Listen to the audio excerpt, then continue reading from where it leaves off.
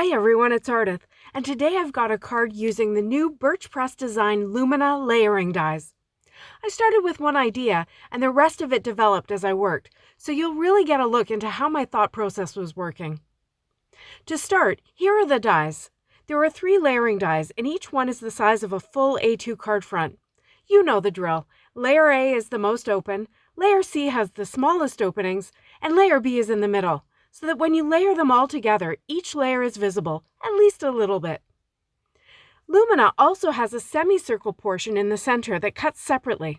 This means you can use them together, or you can use the outer portion on its own and have a cutout semicircle area for your sentiment, or you can use just the semicircle, like I'm going to do here.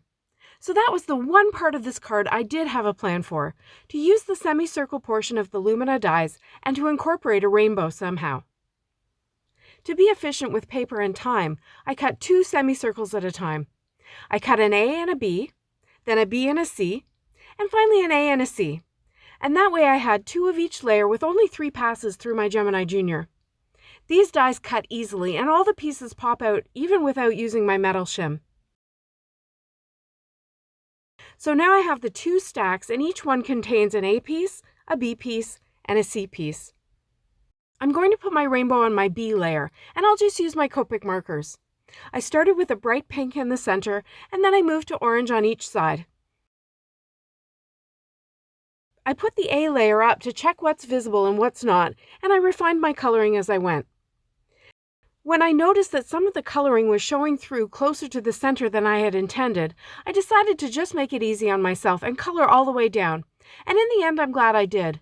Once you put the C layer behind and the A layer on top, you lose quite a bit of the color, even though it seems like quite a lot here. I worked my way through the whole rainbow, and then when I got to the end, I stacked them up to be sure I was happy with it. I love how the colors are peeking through, and they even look a lot less messy than they did on the B layer, thanks to that white frame that the other 2 layers provide. I glued them together with liquid glue, and then I started thinking about the next step in my plan. I laid them down on white cardstock, and I think it's pretty, really pale and pretty.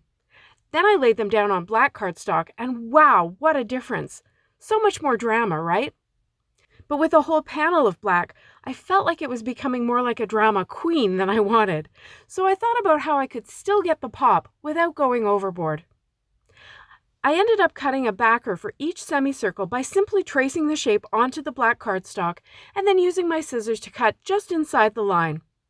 The stacked semicircle shape has enough of a frame that it's still easy to simply glue the backer onto it without it showing.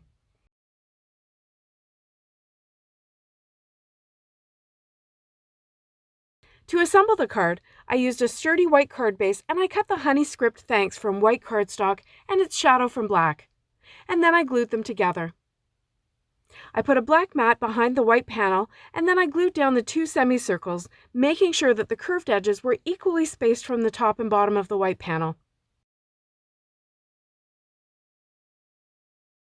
I noticed that my black backer was actually peeking out in one little area, so I just lifted the whole thing back off the white panel and I trimmed it down before replacing it.